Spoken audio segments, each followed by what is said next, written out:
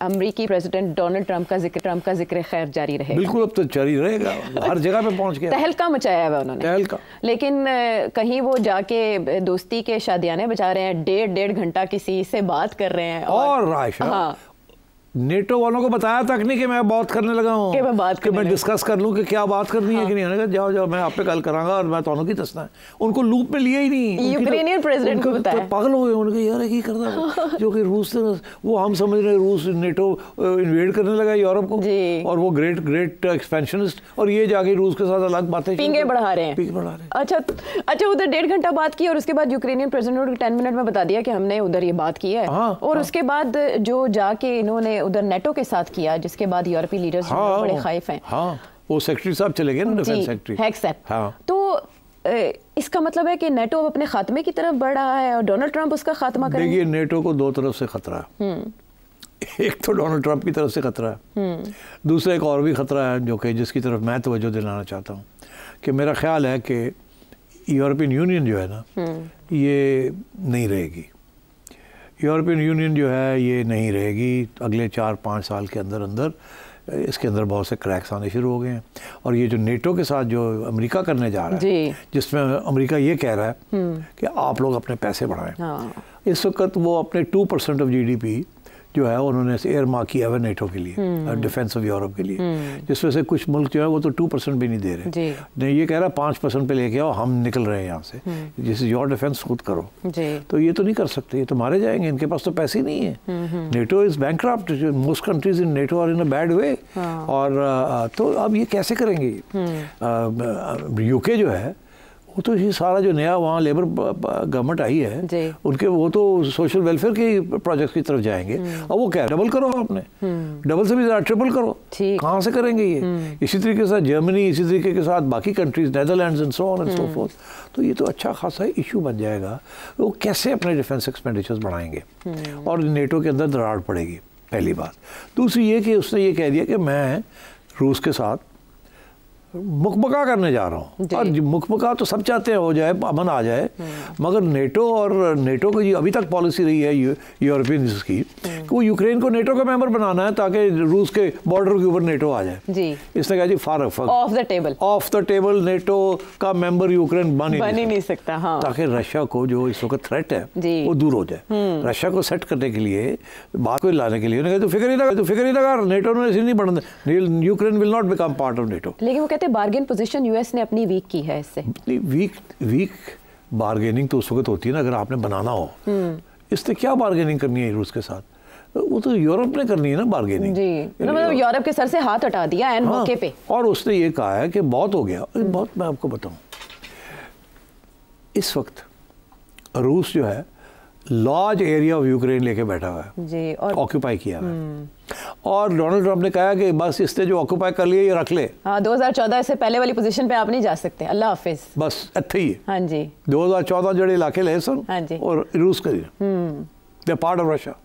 आप यूक्रेन पीछे हटो, खत्म। और अगर अमेरिका सप्लाईज बंद कर देता है तो यूक्रेन गया। सप्लाईज भी बंद करने का ऐलान कि ट्रूप्स भी नहीं भेजेंगे हम, और नेटो दे नहीं सकता क्योंकि नेटो सारा अमेरिका ही है, ना फौज ना पैसा ना हथियार। तो अब वो यूक्रेन वाले तो है, by the way this is बड़ी स्ट्रॉन्ग स्टैंडिंग आर्मी है यूक्रेन की। It is one of the finest आर्मीज in Europe. अब वो आर्मी को अगर आपको उसके हथियार बंद हो गए, उसकी रोटी पानी बंद हो गया तो वो तो फारग है। जो बाइडेन यही तो कर रहे थे कि वो स्ट्रेंथ दे रहे थे, ना यूरोपियंस को, फंड्स दे रहे थे, इससे तो बंद कर दिया। तो अब ये एक तो उसने ये कह दिया कि जी नेटो का हिस्सा नहीं बनेगा वो जी, ठीक, और वेपन्स भी नहीं और ट्रूप्स भी नहीं, अमेरिकन ना वेपन्स देंगे ना ट्रूप्स देंगे। और जो शेयर होगा अमेरिकन पार्टिसिपेशन का वो फेयर होगा। और हाँ, मतलब है कि फेयर से मतलब ये है कि जितना आप देंगे उतना हम देंगे। आप बढ़ाएं अपना, तो हम तो बहुत दे रहे हैं, हम कम करेंगे, आप बढ़ाएं। अगर आप 2% दे रहे हैं तो हम भी, अगर आप 10 बिलियन दे रहे हैं या 20 बिलियन दे रहे हैं या 100 बिलियन दे रहे हैं, हम भी उतने। तो ऐसे it is going to create havoc NATO के अंदर and between the NATO countries.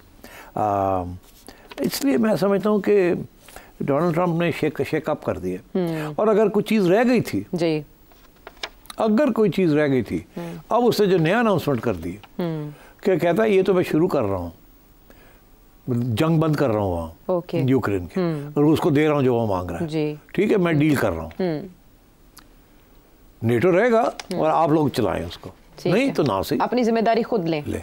America आपका ठेका और मैं आपको गारंटी देता हूँ कि रूस जो है आगे नहीं आएगा, उसको जो चाहिए हम दे रहे हैं, खत्म हुई बात। ठीक। अच्छा, दूसरी, क्योंकि देखिए परसेप्शन में फ़र्क है।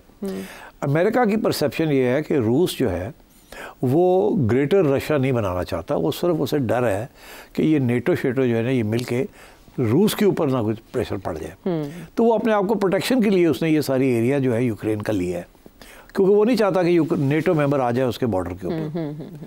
यूरोपियंस, ये फ़लसफ़ा यूरोपियंस का, जो आजकल के यूरोपियंस हैं, उनका फ़लसफ़ा ये है कि रूस जो है वो 18 के ज़माने से एक्सपेंशनिस्ट है, और अभी भी प्यूटिन भी वही किस्म की एक्सपेंशनिस्ट पॉलिसीज़ है।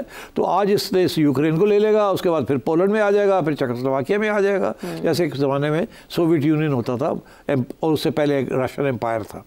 तो ये, और आप यकीन करें, मैंने जर्मन्स, जो नई जर्मन की जो गवर्नमेंट है वो सेंटर राइट विंग है, पता क्या कहते हैं?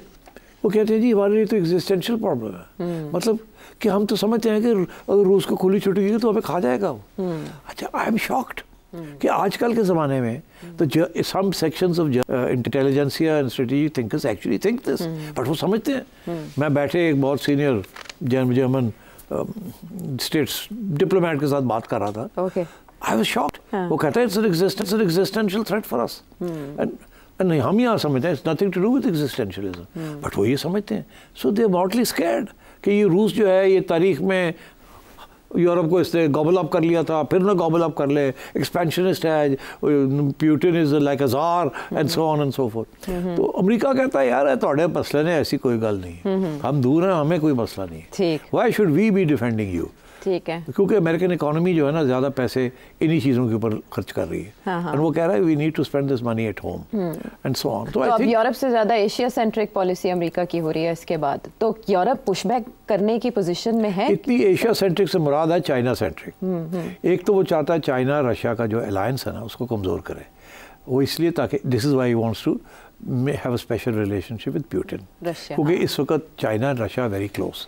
अगर वो थोड़ी में उनमें दरार आ जाती है तो फिर ये ब्रिक्स वाला चक्कर नहीं चलेगा।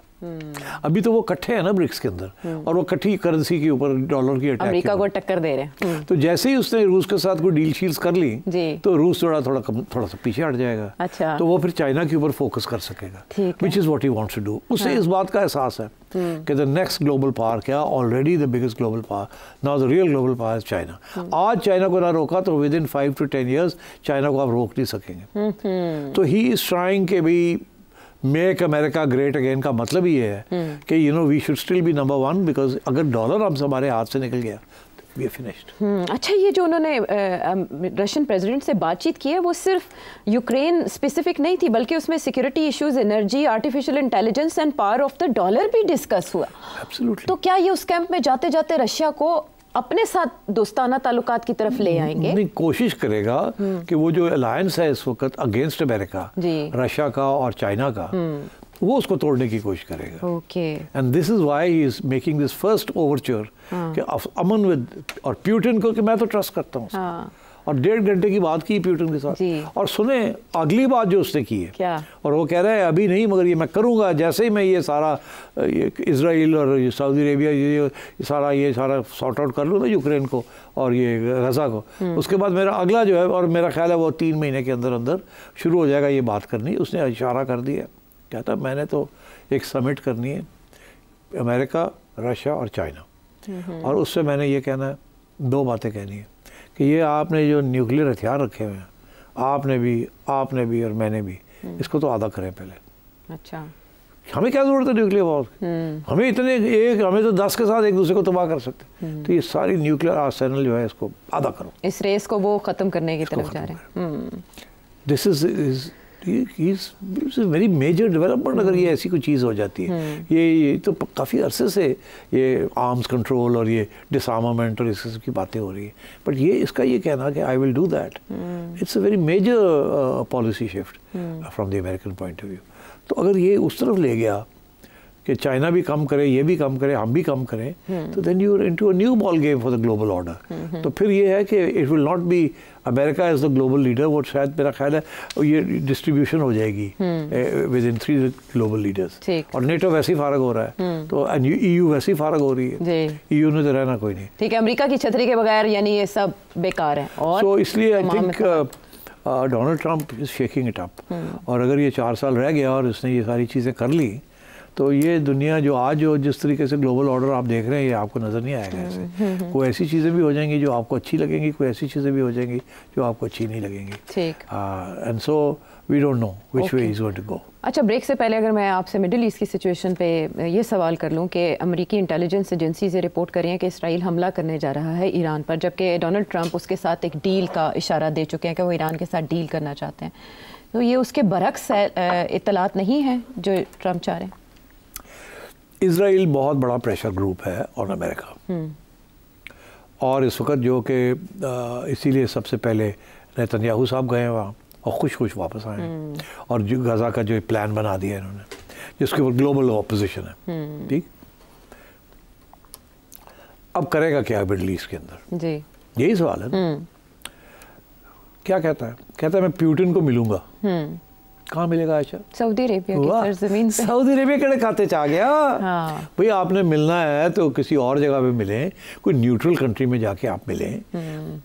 सऊदी अरेबिया तो अमेरिकन एलाई है, और मेरा ख्याल है पुतिन मान जाएगा। लाइकलीहुड इज, ये कहता है मैं वहाँ मिलूंगा, और मेरा ख्याल है MBS तो बड़ा खुश होगा कि अभी आ गया है, अच्छे साढ़े को करेंगे। हाँ, इम्पैक्ट आएगा, बड़ा बहुत बड़ी चीज़ है यार। समिट हो रही है सऊदी अरेबिया के अंदर। So I think Donald Trump is playing a very interesting game. I don't know how far he'll succeed, but मैं ये भी कह दूँ कि ना चाइना ना रशिया इसकी गेम जो है उसको ऐसे नहीं कि जो कहता है वो मान लेंगे।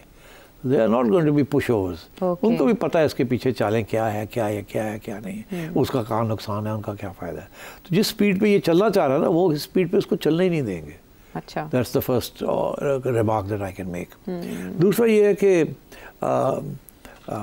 बट रशिया एक चीज़ ज़रूर, रशिया फ़ौरन यूक्रेन के अंदर it will want to end the war in Ukraine. Okay, और जैसे ही उसको वो अपनी टेरिटरीज मिल जाती है और नेटो की एश्योरेंस हो जाती है कि नेटो का नहीं मैं, और उसके साथ ये जो ज़ेलेंस्की साहब हैं ये फारग हैं, वो नहीं रह सकेंगे फिर। He is a war president, and if the war ends Zelensky will be फारग्ड।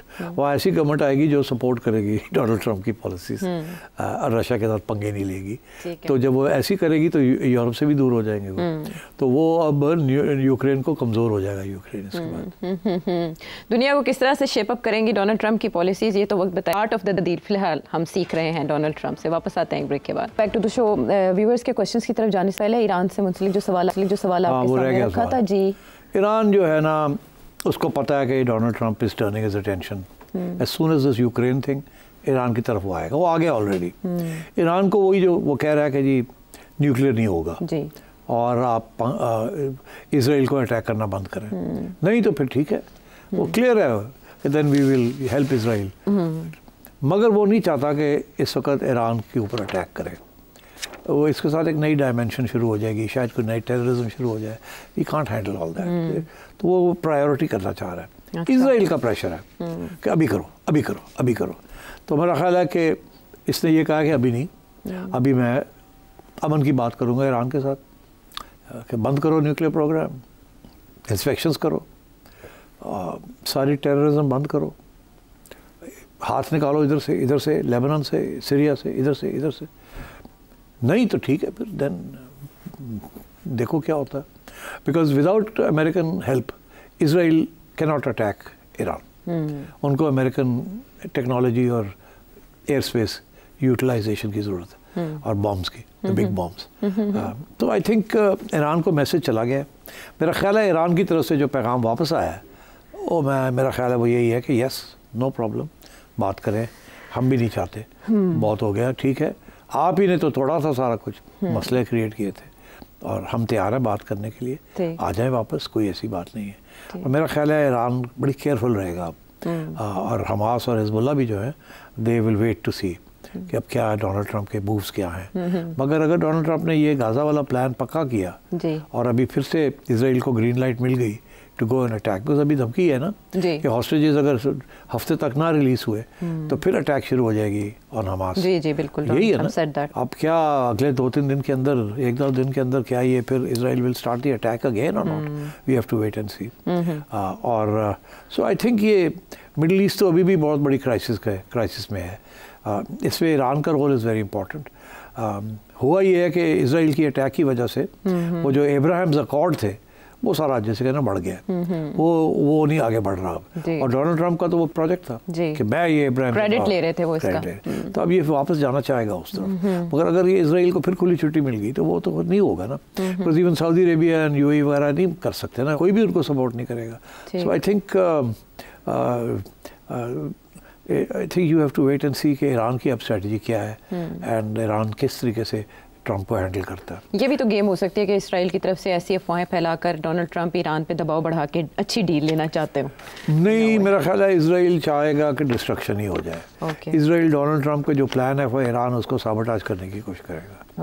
Israel ने ये इतना लंबा चौड़ा जो ड्रामा किया है ना, जेनोसाइड की है, ये एम नहीं की, इसको परमानेंट करना चाह रहा है ग्रेटर इजराइल। ये नहीं कि जी अब मुका करके रिट्रीट टू प्रीवियस स्टेटस को एंटी, ये नहीं करेगा वो। ठीक है, अब वो नहीं, जो उसने जो कर दिया है इसको रिटर्न नहीं होने देगा वो। विन विन ही है फॉर देम। और अगर ये सऊदी अरेबिया और बाकी दुनिया के ममालिक उसकी बात नहीं मानेंगे तो Israel will remain very defiant and aggressive.